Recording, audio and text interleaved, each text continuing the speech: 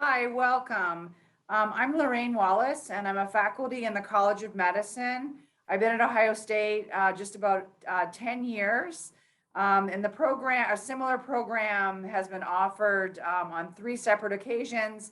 Unfortunately, we're, as Ms. Bickley had mentioned, that the program has not run the last 2 years. But we're hopeful. We have planned a really nice program for summer of 2022. Yeah, so we will have a short presentation today, and then we can also answer any questions. So I would just ask that you would enter your questions into the Q&A. It's a little bit easier to kind of keep track of them and make sure that we get everything addressed. So I have a short PowerPoint, and then I will hand it over to talk sort of more specifics about the in-country academics and program and itinerary.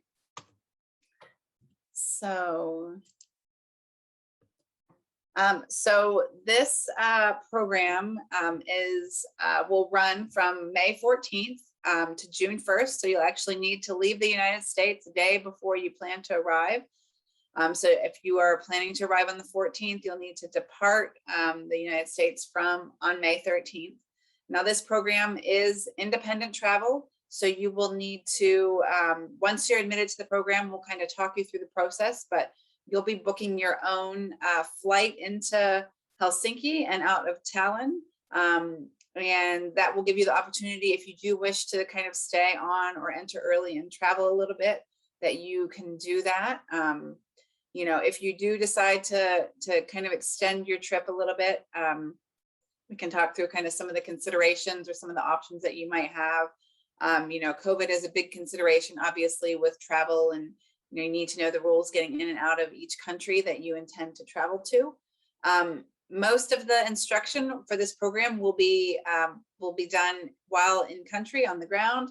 There will be a virtual meeting prior to departure, and then we will also have a couple of meetings during spring semester to kind of get you ready for the program. You can see there that there are quite a few locations that the group visits while they are in country. So once you land in Helsinki, you will be traveling from destination to destination as a group. So through various means of transportation, public transportation, there's a ferry and coach transportation. So you get yourself there, and then we kind of help facilitate the rest.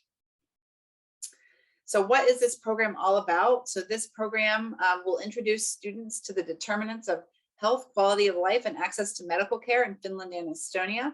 So you'll get the unique opportunity to be able to compare and contrast those two, and also countries, and also look at how we do things here in the United States.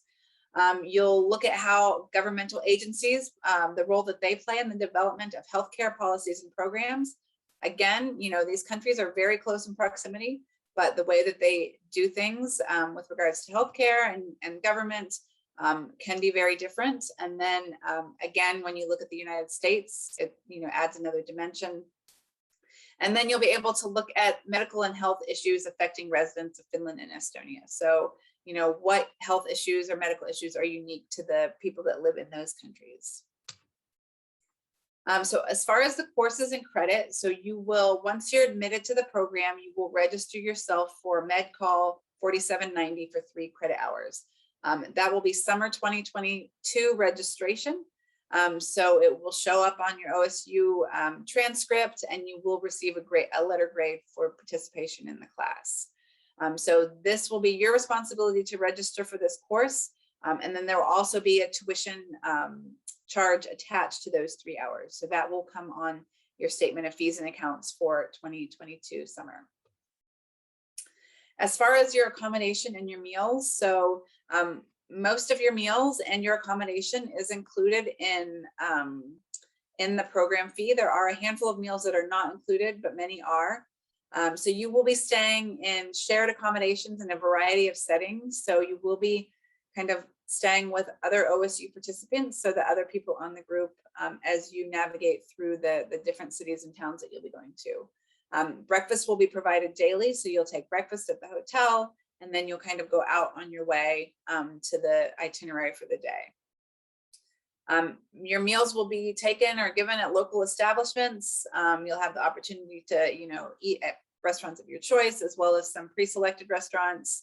to kind of give you a good idea of the local cuisine. There will be a couple of meals that you'll need to pay out of pocket for, but really a majority of them are included in that program fee. So the program fee right now, we're still working on it. Hopefully we will have it established very soon. I know that COVID is a good excuse for everything, but I have to say that COVID is kind of slowing things down a little bit for us. So hopefully kind of in the next probably 4 to 6 weeks, we'll have a program fee established for this program. To give you an idea, the 2021 program fee was going to be approximately $4,000, and that included airfare. So you can kind of begin to see that, you know, what it might look like for 2022. So it's, you know, costs have kind of gone up a little bit with COVID and COVID related expenses, but you can kind of get a good idea of what it might look like. Like I said, your accommodation is going to be paid for, your breakfast, any program related field trips and excursions once you're in country. And then most of your lunches and dinners will be included in that program fee as well. In addition to that, there are tuition for the 3 OSU credit hours that you will receive as part of participation in this program.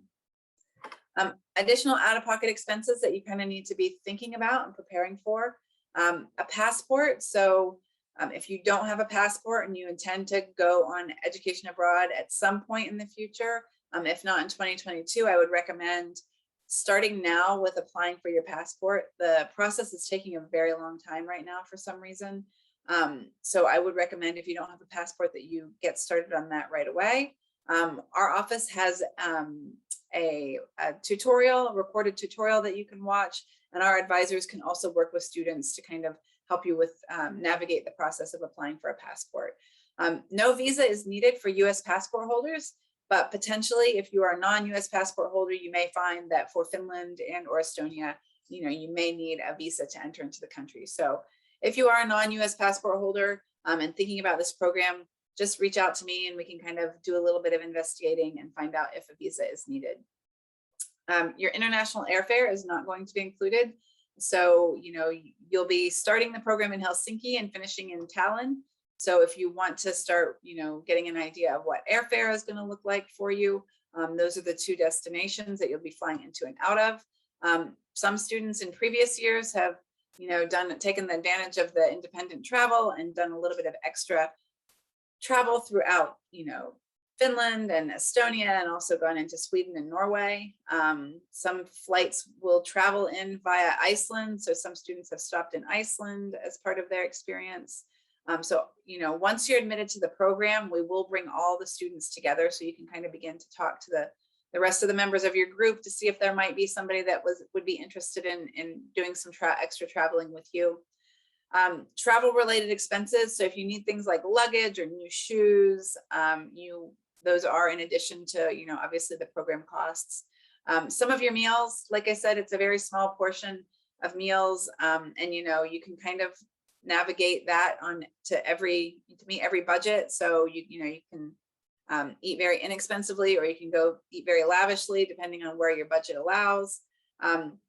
Any in-country personal expenses that you kind of encounter. So if you want to go out in the evening, or if you want to get ice cream, if you want to buy some souvenirs, those kind of things, you'll need to budget for those.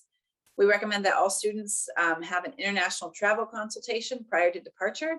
What that is you'll meet either with a medical care provider at the student health center or with your primary care physician to discuss, you know, what international travel looks like for you, if you have any pre-existing health conditions that you may need to manage while you're abroad, and then kind of talking about how to stay healthy and be healthy while you're in country. There is also a $150 application fee that you'll pay at the time of application to the program, and a $50 administrative fee that will also be added to your statement of fees and accounts. There are many scholarships for education abroad. So, you know, depending on what college or department you're in, or what other affiliations you have on campus, you can go to our website and find out information about all of the scholarships that we have on offer. Our office has just moved to a common application for for our scholarships. So you can submit one application and you'll be considered for all the scholarships that you're eligible for. There's quite a few, and then each of the colleges and other campus departments and units across campus have possibly other options for students. Travel grants, depending on what your major is. Office of Diversity and Inclusion has some great scholarships if you have affiliations with that office. Scholarship application processes and deadlines vary widely, so I would encourage you guys to start planning now if you are planning on applying for scholarships to support you while you're on education abroad. So you can go to our website and you can begin to look at the scholarships. You know, there's a wide variety, so I would encourage you guys to kind of do a little bit of research and look at them all and apply for everything that you're eligible for. Financial aid is also available for students on education abroad. So each program, once the program fee is set, will have a budget worksheet attached to it. So that will outline all the additional expenses. You can meet with financial aid to discuss your existing loan package and if it's at all impacted by the increased cost of attendance. As far as eligibility goes, you must have a GPA of 2.5 or higher and have completed at least 2 semesters of undergraduate education by the time you depart. So this would, you know, the first time you would participate in this program would be the end of your freshman year. Now, because this program runs in May, anybody who is planning on graduating in May 2022 would not necessarily be eligible unless you were considering delaying graduation. Another eligibility requirement that we're beginning to see pop up with a lot of programs is entry into countries is dependent on being able to provide proof of being fully vaccinated. So right now, countries are beginning to change the rules to get in and out. And so a negative COVID test and or a proof of vaccination may be required to enter into Finland and or Estonia. So we'll, you know, we can help you be prepared for that. But it's just something to begin thinking about. And if you are exploring other options, you know, many countries are, especially in Europe, are beginning to require some of these things. And then currently you do have to have a negative COVID test to get back into the United States. So just all these things to keep in mind. As far as the application deadline, so the application deadline for this program is January 5th. So in order to apply for this program, you can apply directly from the program brochure. So there's an apply now button at the bottom that you can click on, and it will direct you to our application portal where you can begin entering in all the information. There is a $150 application fee that will be assessed. If you are not admitted to the program, or if the program is canceled, then your $150 will be refunded. There are some personal questions that are asked, as well as some sort of short answer essay questions. Things like, you know, why did you select this program? What will you do to prepare to be a good ambassador of Ohio State? And I always encourage students, you know, while we don't want a, you know, 10-page paper, we also want more than a sentence or two to kind of articulate your answers to this question. So aside from, you know, your information, your major, your minor, and your GPA, these questions are really all that we have to kind of gauge whether or not you would be a good addition to the program dynamic. Passport application, again, if you do not have a passport, I would recommend beginning to apply for one now. And then after that January 5th deadline, we'll collate all the applications and we'll review them, and then we'll send out a notification of admission. That usually happens sometime in sort of mid-January. So you can expect to get an email from us with notifying students of the decision and whether or not you've been admitted to the program. So as far as education abroad and COVID-19 goes, as you can imagine, our job and how we do our job has been greatly impacted by COVID-19 and continues to be impacted. We are continuing to monitor the situation. Currently, we've been directed to sort of proceed with caution for summer 2022. We are beginning to send students abroad for spring semester. So I am starting to see some positive signals that programs will be able to travel. What we will do sometime in, you know, late January, early February is our office will make a decision on the viability of a program. So we will look at what's going on with COVID in our country, what's going on with COVID in the host country, how they're handling it, and whether or not, sending students on an education abroad program to this particular country or countries would be a good decision at this point in time. So we will make a decision around that time as to whether or not we will be sending the program. So before then, we will admit you and you'll pay your application fee, but we ask students not to make any financial commitments like airfare or, additional hotels that you want to stay in while you're traveling. So don't make any of those irreversible financial decisions prior to the notification of viability for the program. I will, before I open up for questions, I might turn it over to Lorraine and Stephen to give them an opportunity to kind of talk a little bit more in depth about what you can expect from the program. And like I mentioned, they have run the program several times under the umbrella of the College of Public Health. And now it has kind of changed a little bit and we're moving out of the College of Medicine. So I will go ahead and give them the mic. Thanks so much, Jenny. You did a really nice job of, providing an overview of the program.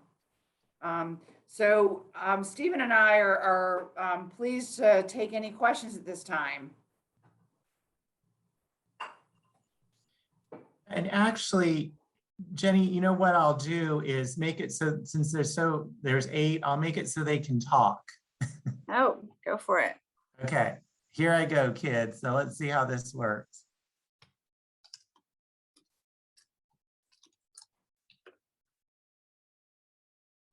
And I don't know, one of the other things while we're activating this as well is that if for those of you that have completed STEP or in the process or they're currently enrolled in STEP, that this program is eligible for STEP funding. And generally, I would say we've had between about a third of our participants, use their STEP funds in support of this program.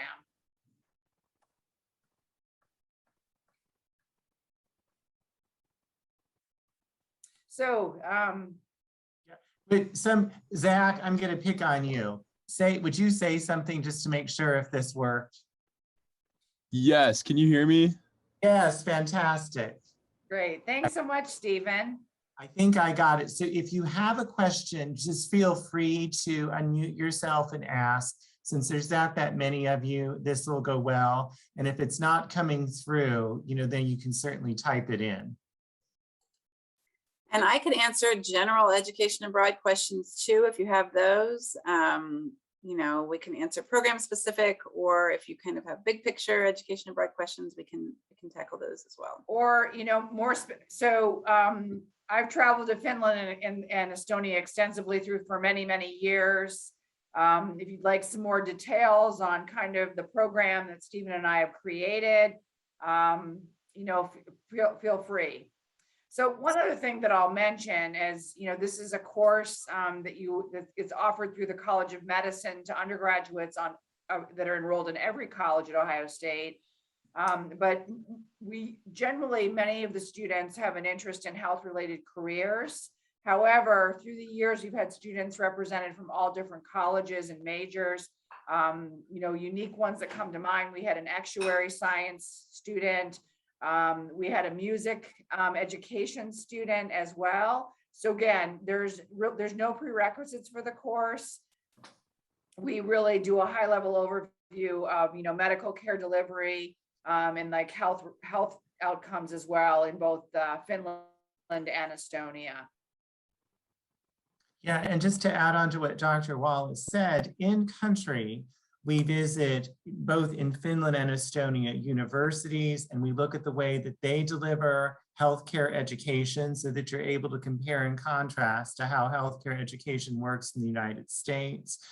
We look at how medical care is delivered, how the citizens access medical care, which is different than in the US. For example, in Estonia, they have an e-healthcare system where each citizen's health record follows them no matter which hospital they go to. So just as a comparison, here right in Columbus, if I was treated at the Wexner Medical Center, which is my main hospital based on my insurance, but let's say I went to Riverside, Riverside would not know what they did to me at the Wexner Medical Center.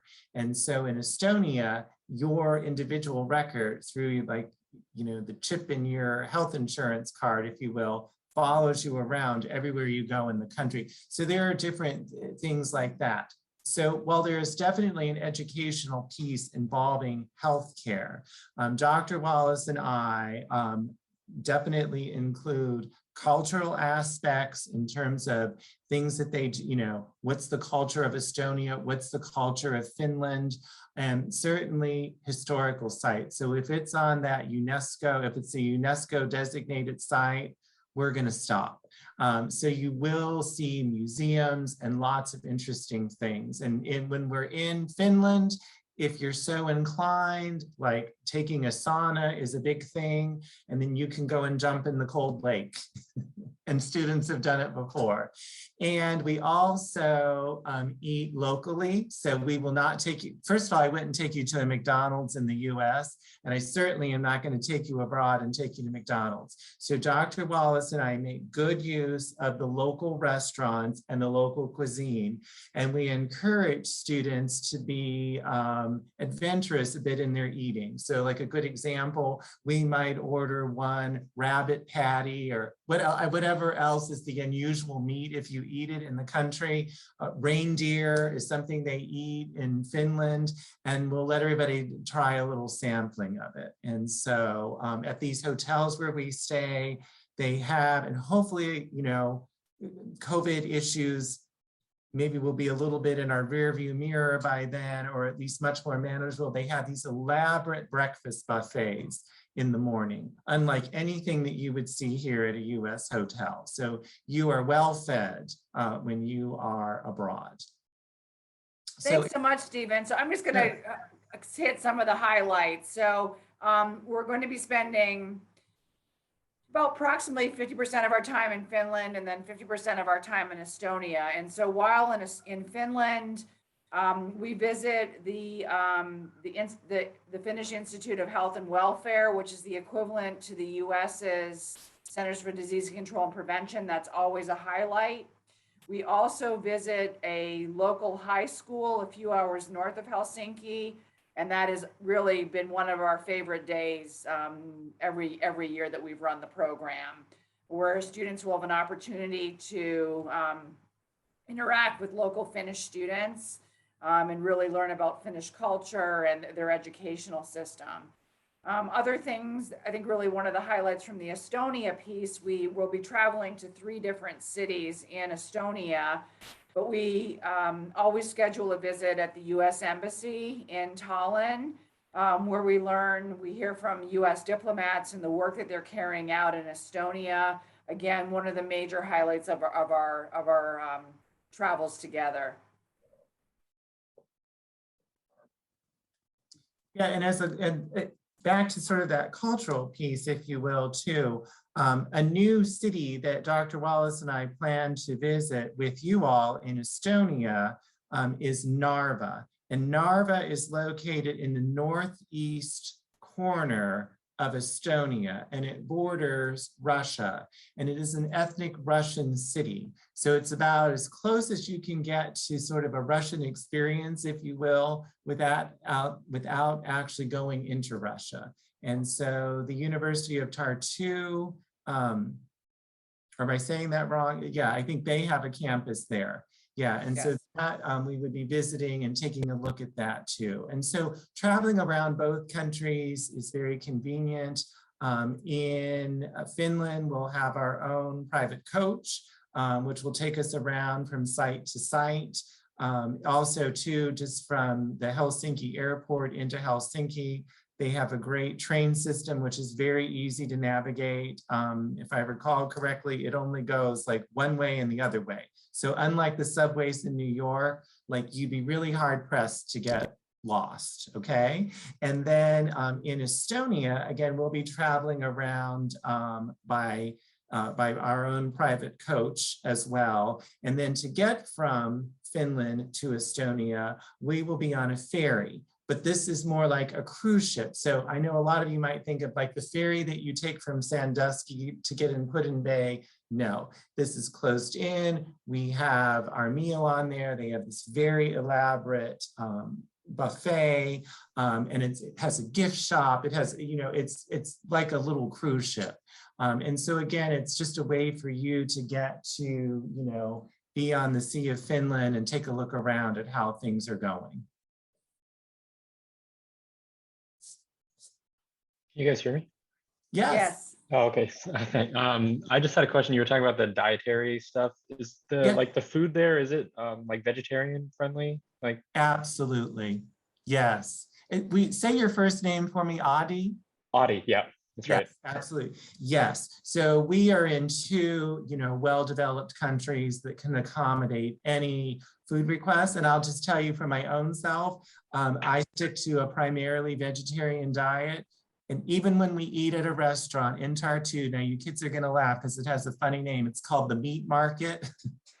I don't think it translated into English well, but I had this fantastic pumpkin, like for Halloween, but pumpkin dish that they had there. And Lorraine might have had it too, if I recall correctly. I did. Fantastic. So yeah, but if you need gluten-free or any of those types of special dietary things, or you don't eat pork or beef, any of that can be fully accommodated. If you do eat fish in Finland, they have fabulous salmon. So that's Okay, a really good question. And so the other thing that we do, once, we have received the students who are going to be participating, Stephen and I and Jenny, we meet with you and we collect a lot of information. We send information to the hotels and then also to the restaurants, with our requests, and they've always been honored. So we'll be spending approximately 4 nights at an organic farm where all of the majority of the food, especially, all of the fruit, the vegetables are grown right on their property. And so every vegetarian option will be available. There are some health forms that we ask you to fill out as part of your application. So, any sort of special accommodations that you need, whether it be, medical or dietary, it's important to let us know there. The earlier we can begin planning for some of these things, the smoother the transition, into the host country. So, yeah, we do encourage students to kind of be upfront with all those needs for while they're abroad. And then also once you're in country, you may find the need to kind of advocate for yourself a little bit. So, you kind of stand up for yourself and kind of talk, express your needs and make sure that, you're getting what you need, and that Lorraine and Stephen know how they can help you to have a good experience. So, yeah, and just to kind of add on to that too, for those of you, which it's probably none of you have ever participated in one of Ohio State's education abroad programs, you'll be also covered on a special insurance plan. And so you'll have an app. Your parents will have like a 24/7 emergency number they can reach here at the university if there was an issue, and so, but when we're in country, if you needed medical attention, the good news is that we're in 2 countries where hospitals and healthcare and things are plentiful, that we can, that's something that we can take care of. right. And, as we mentioned, the great majority of meals we'll be having, as a group, but we can always, the one thing in both Finland and Estonia, that their grocery stores have excellent takeout food that far exceed generally what we can buy in most parts of the United States. So that's another, great option. Good. Other questions that you have? Again, just feel free to speak up, unmute yourself and talk. So I know that sometimes a question, oh, sorry, go ahead. Back. Oh, thanks. I am not sure if this was mentioned earlier, but how many weeks is the program? So that's a great question. So we're going to be doing a few days, Stephen, you may have the exact dates. So Yeah, I got a few days, the instruction will be, there's a few days before and after the program, but will be a mixture. It'll be all remote. So if you're from San Francisco or from Cleveland, you'll Zoom in. There'll be a mixture of both asynchronous and synchronous. And then Stephen, why don't you provide the group the exact dates? Yeah, so Jenny just posted that in there. Okay. So the whole, like the course and the program runs from May 11th to June 10th. And that is the first 4-week session of summer 2022. And then we will be in country May 14th through June 1st. So we need all of you to be there May 14th, and then we'll depart on June 1st. And as Dr. Wallace said, we will be, conducting the class part of it all online. So a couple of things right before we leave, and then when we get back. And so when we're in country, we're not going to have you in a classroom. It's all going to be truly experiential learning as we are moving around our different sites. I know that sometimes a question we get asked is about, what if I'm not admitted to my first preference to the program that I apply for? Historically, most of our programs can accept all the eligible students that apply. We do have a very small portion of programs that do have a wait list. In the event of a wait list, we would get students the opportunity to transfer their application to another program. I know this program in the past has always been able to admit all the students that have applied. Now, in saying that, every year is different. And I don't know what COVID is going to do to our numbers, if students are going to be sort of super eager to travel, or if they're going to be a little bit gun shy. So I guess, apply to your first preference, and then, maybe think about as a second preference in the back of your mind that, if you're not admitted to this one, or if it's canceled for whatever reason, then you do kind of have something in the back of your head that you're kind of, okay, if this is my, that as your second preference. So most students can, have a successful experience on a second preference, just like a first preference. Yeah, and I have you now all tiled on my screen, so at least I can see your name. And if you use the virtual hand raise, could you indicate if you would be pursuing, if you decide to pursue this, if you would be using STEP funding? So either you're in STEP now, or you completed it last year and you're going to do a revision. Okay, Zach, Piper, Audie, Christina. Okay, so 4 of you are. Okay, yeah. So since this is a university-run program through the Office of International Affairs, it qualifies. So in your proposals that you would either be working on to submit by April 1st, which would qualify if you're in STEP right now, or if you did STEP last year and your program is canceled and you need to do a revision with the STEP office, this would be something that absolutely would run. So great, good.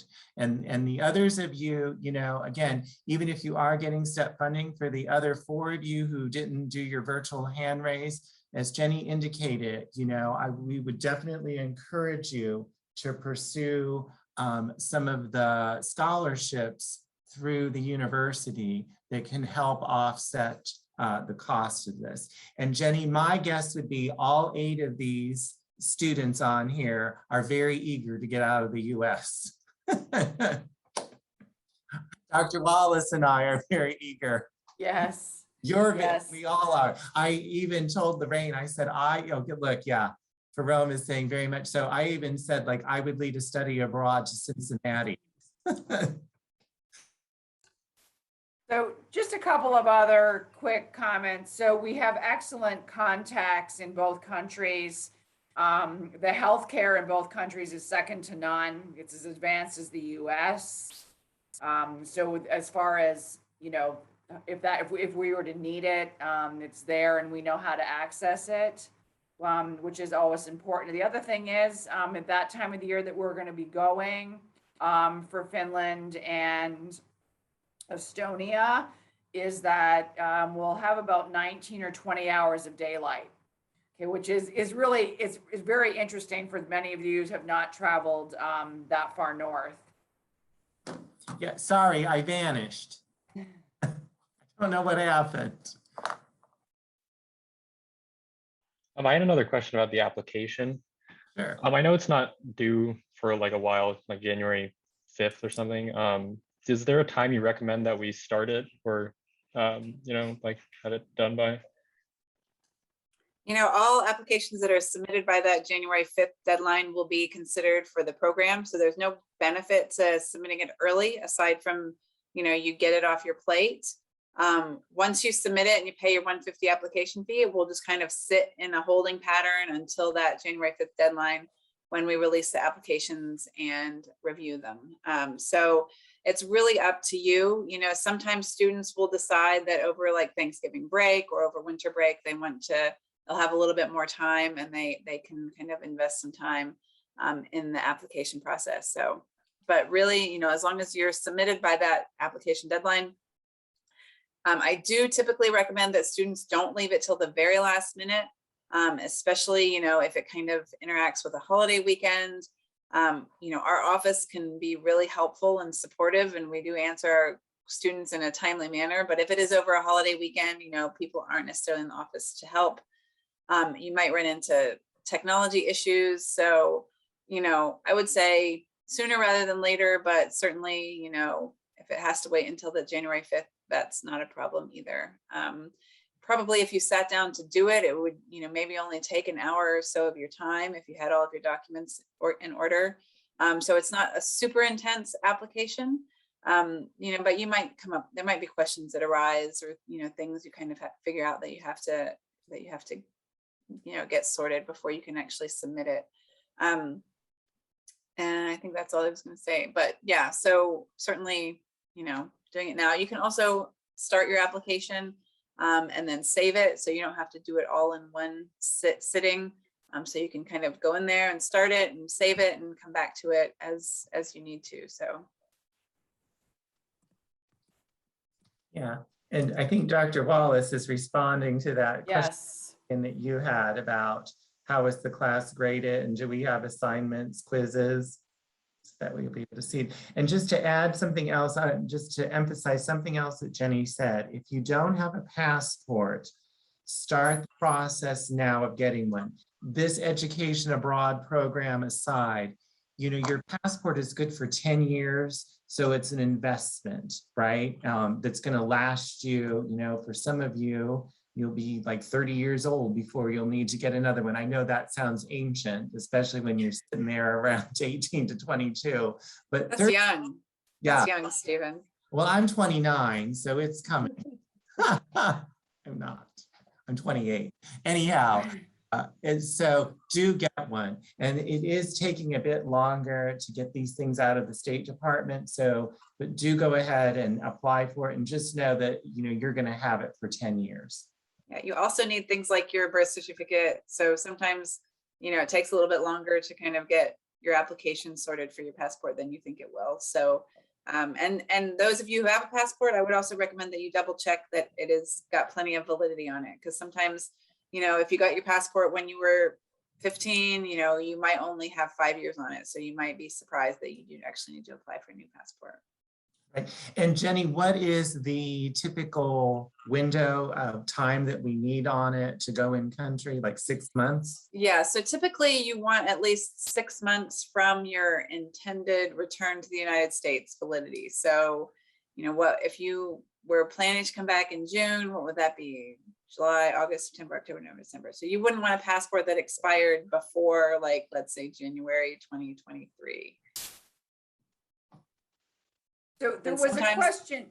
Sorry, go ahead. Sorry. There was a question about assignments. And so I think Stephen mentioned earlier that when we're in country, that we really will be doing, we're there a short time. We generally have an activity maybe for several hours or sometimes a full day. But students will have plenty of time to do, individual and small group exploration on your own, and we'll give you recommendations to do so. But as far as the actual, there'll be very small assignments that will be due. But there's no quizzes per se. This will be mostly, very applied information that we have done. And historically, students have done very, very well in the course. I think this is partly because it's such a compact schedule that we do it, and we try to really cover, many different kind of health-related aspects for both Finland and Estonia.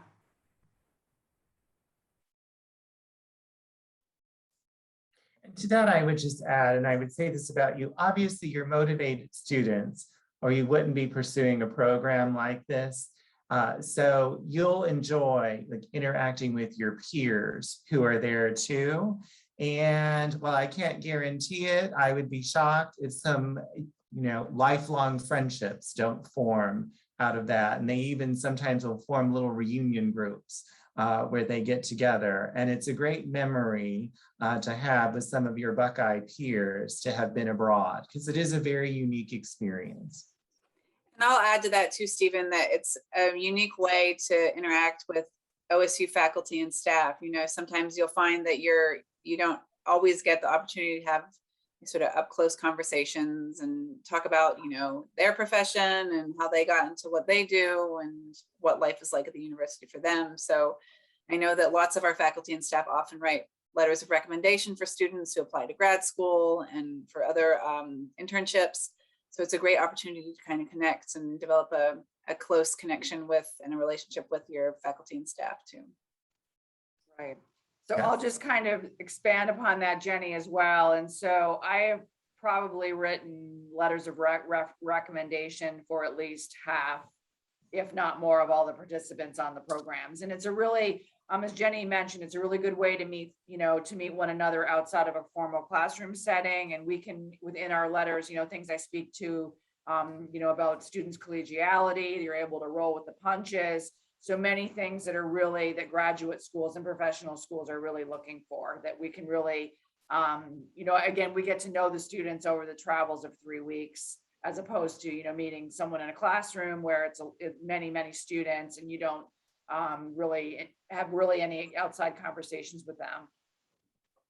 Yeah, and just fun organic things happen and we get giggling out of control, like with Jonas, Lorraine, at our restaurant.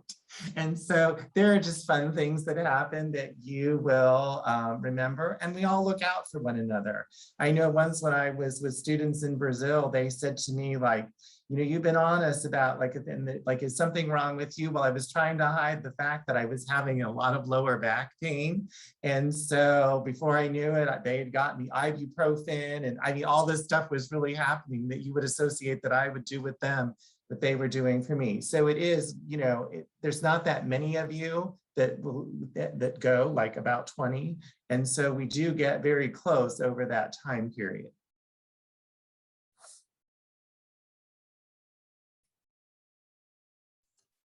Anybody have any other questions? Are you all ready for autumn break, like right now?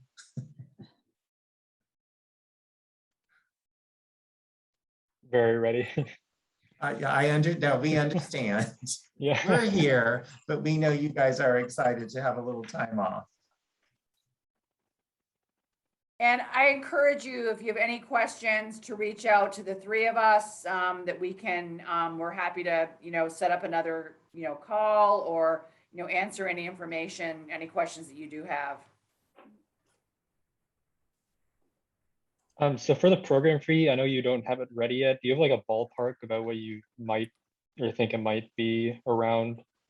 So, so we did not get to the final approval of the 2021 budget, but it was looking like it was going to be around the $4,000 range. And that included your airfare. Now, I know things have gotten a little more expensive, and I do know that we are including more meals than I think we had initially planned on 2021. So that kind of gives you an idea. And 2021 was only in Estonia, so it might not even be a very good reflection of, let me just pull up what it was in 20. One other thing, to keep in mind while Jenny's looking that up is that, for this program, it's going to be the great majority of meals. So, there could be some variation in program fees, but I would encourage you like to, if your other programs, for example, to reach out to the faculty to see exactly what's included, right? Because the program fee could be substantially less, but it may not include any meals. And so, similar to the places we go for Finland and Estonia, I would say that Finland is similar in price for food into Columbus, whereas Estonia would be slightly less, or maybe, I don't know if it was slightly, it's less. Stephen, would you agree? Yeah, less in Estonia. Yes. Yes, significantly. Yeah.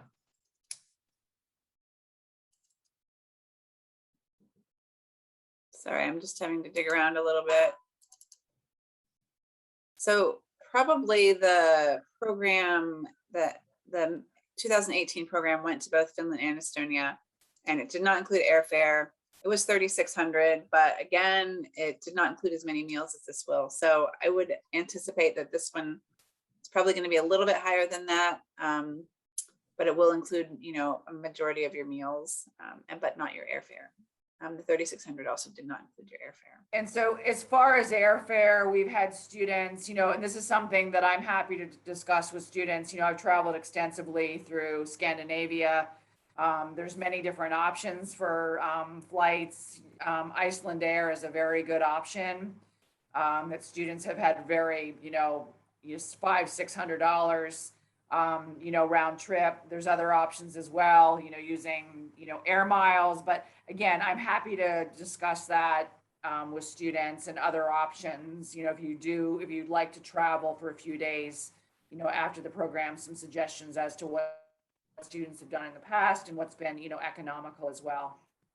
And if the idea of if international travel and booking a flight is a little intimidating to you, if you're a first-time traveler, it's not, many students in the past have traveled together to Finland and returned. So, again, it's not even just the extra travel that you can find a companion to travel with. You can also, students typically tend to, all fly over there around a similar date. So I think you'll find that, once you're on the flight, you can either organize in advance to fly on the same flight over there, or, it will just so happen that you will land on the same flight. And again, I can sit down with students if, you want me to look over an itinerary to tell you if it looks like it's manageable. I'd be happy to meet with students to kind of talk through considerations when booking an international flight if you haven't ever done it before. Or even if you have, I don't know.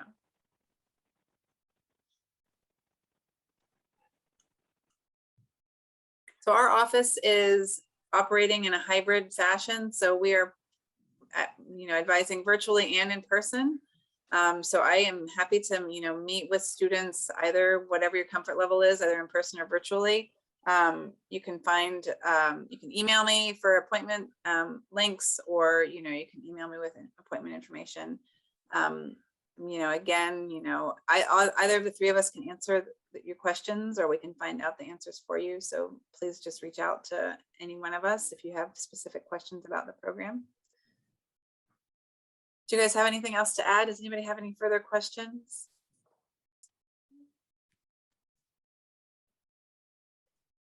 We really I had appreciate. one. Oh, yeah, go Sorry. ahead. No, that's No, okay. I think you mentioned this, but is there, so like outside of the stuff on the scheduled itinerary, is there free time, and what would we be doing during the free time? So are you asking, is there free time? Yeah. Like, I know Yes, that we you do have not stuff have your scheduled. program 24/7. Yeah, absolutely. Okay. We build in free time for you to do some exploring on your own. Okay, Right. awesome. And so right now, there's at least a half day in Helsinki free, and then in Estonia, at least, a full day free as well. But there's many, for example, some days we meet from like 9 to noon, and then you could have the rest of the afternoon free. So there's only a handful of days where we really are together, start to finish. So really every location that you're in, you'll have, plenty of time for, exploration on your own.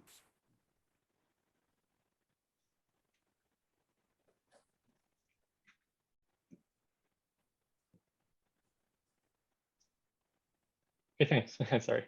Thanks. Okay, these are all good questions. Thank you, guys.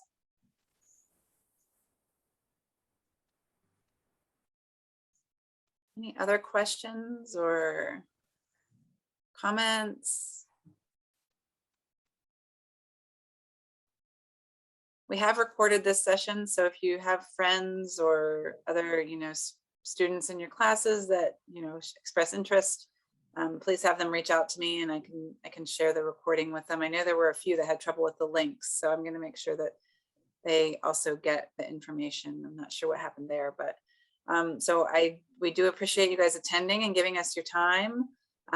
Again, we're happy to talk through any more details. If you leave here and you kind of think, oh, I should ask this or that, we are always around and very responsive. So please feel free to reach out if you think of anything else. Great. Yes, thank you, and have an enjoyable autumn break. Thanks. Have a great break. Yeah. Bye. Thank you.